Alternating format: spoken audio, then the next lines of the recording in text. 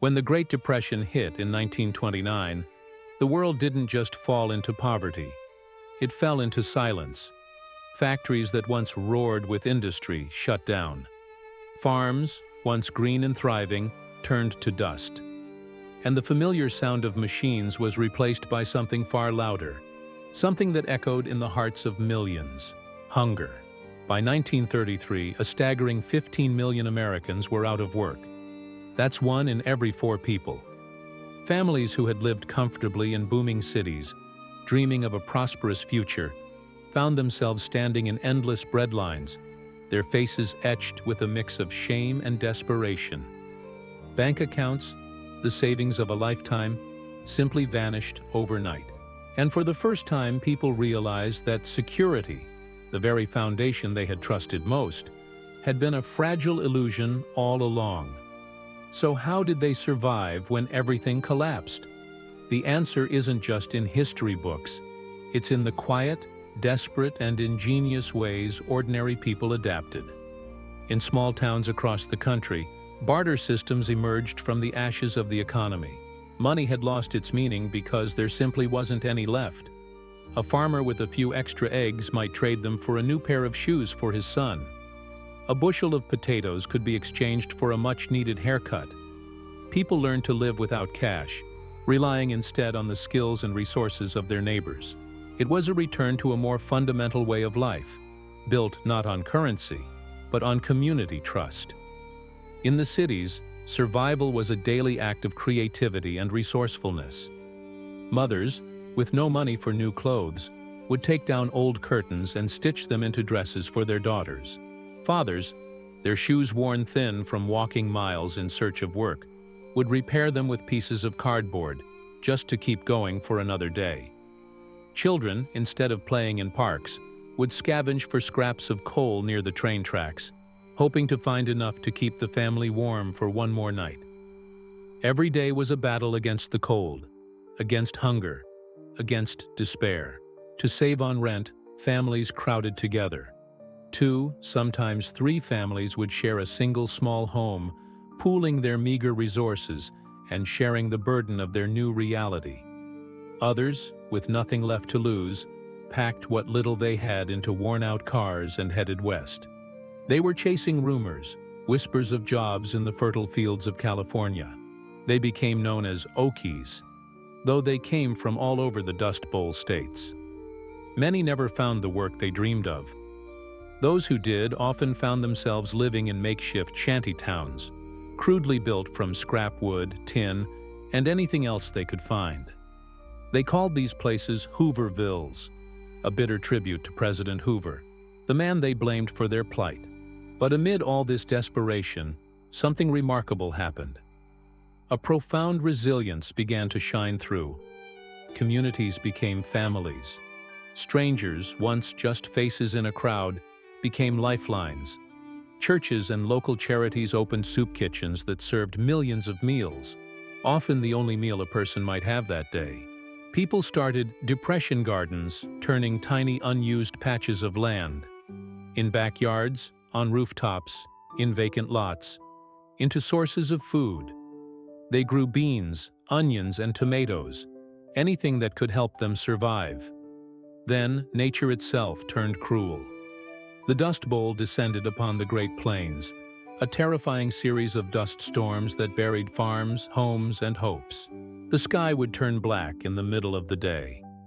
Families stuffed wet rags into the cracks of their windows and doors to keep the suffocating dust out. They covered their faces with damp cloths just to breathe, and they prayed for rain that never seemed to come. Faced with this environmental catastrophe on top of economic collapse, thousands abandoned their farms, their homes turning into ghostly monuments buried in sand.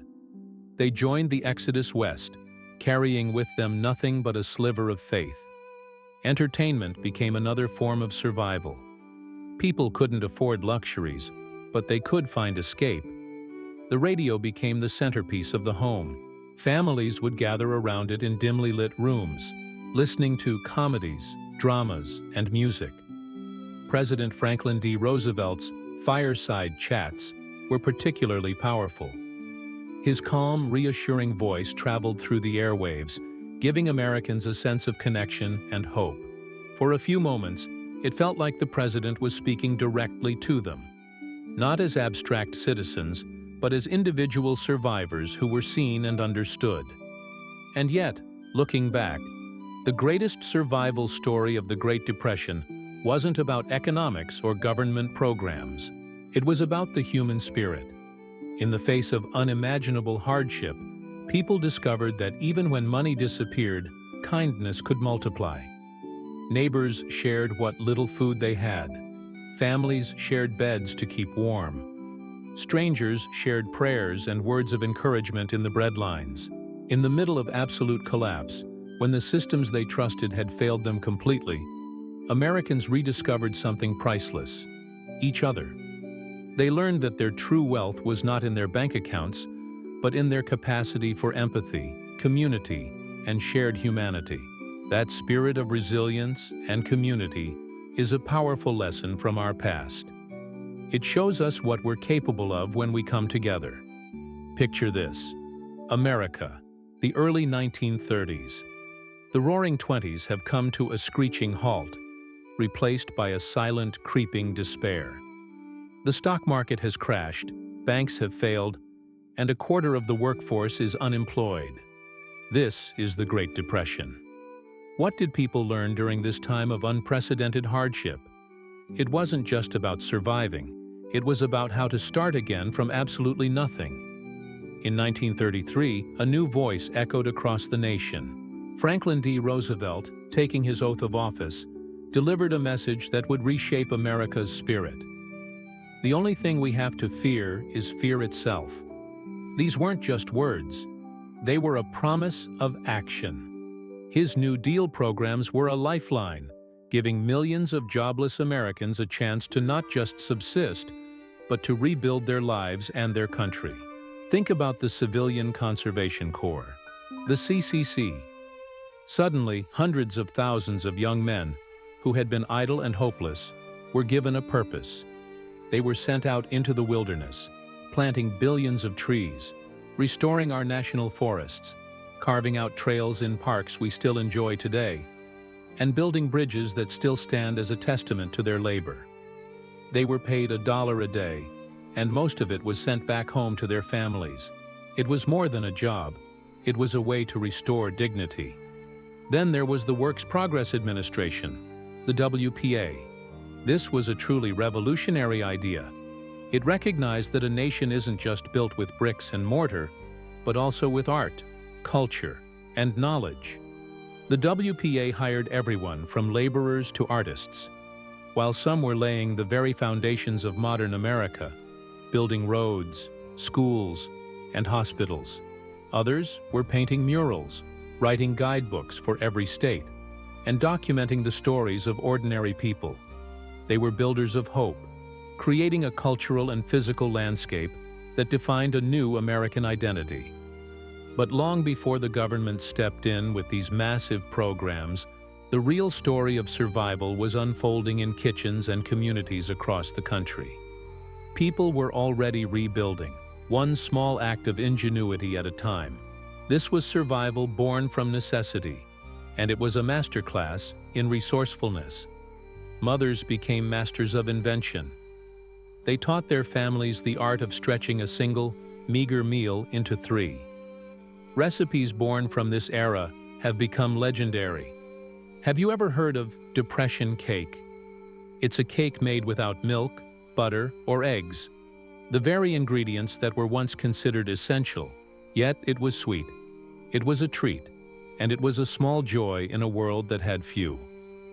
Coffee grounds, a precious commodity, weren't just used once. They were brewed and rebrewed until every last bit of flavor was extracted. Soap wasn't bought. It was made at home from leftover fats and lye.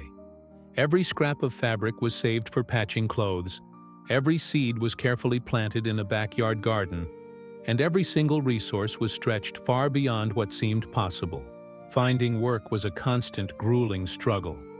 Jobs, when they came, were often fleeting. Many people worked part-time, taking any hours they could get. Others worked not for money but for food.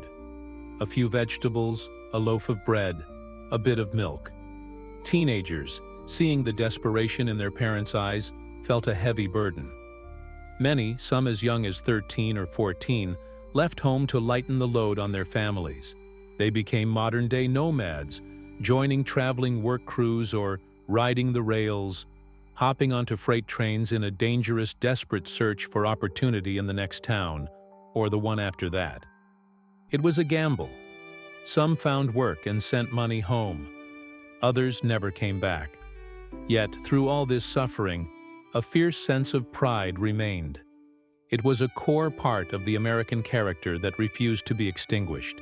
Despite the gnawing hunger and the humiliation of losing everything, most people refused to beg. They insisted on working, even when the work paid next to nothing.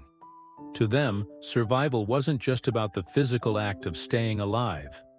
It was about holding on to their dignity, about looking their children in the eye and knowing they had done everything they could. Work was a statement. I am not beaten. And where individual pride might have faltered, community spirit rose up to fill the gaps.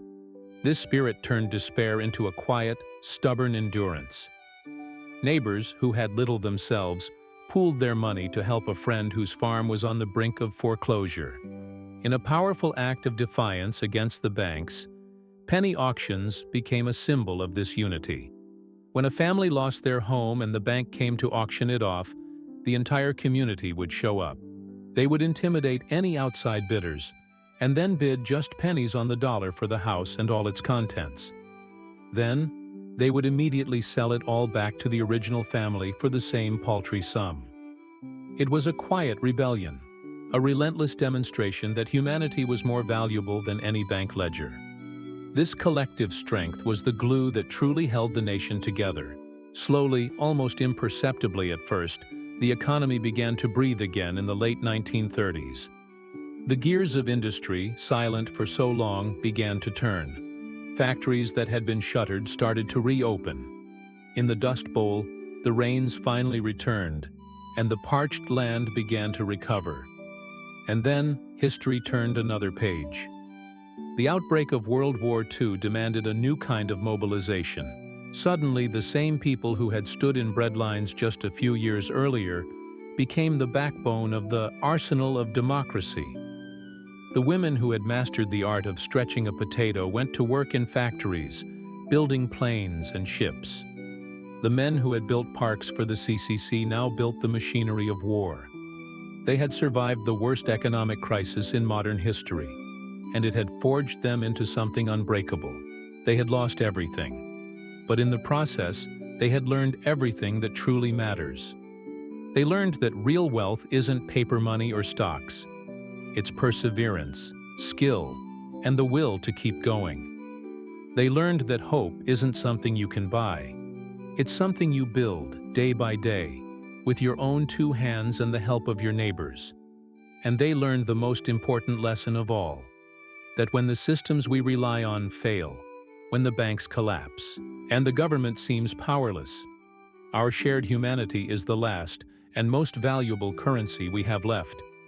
So when we ask, how did people survive the Great Depression? The answer is more profound than we often imagine. They didn't just survive. They endured.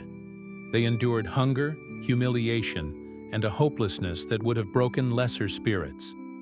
And somehow, from the rubble of their shattered lives, they rebuilt the world. This is Blood and Fortune, where history breathes, and every struggle tells the truth about who we are.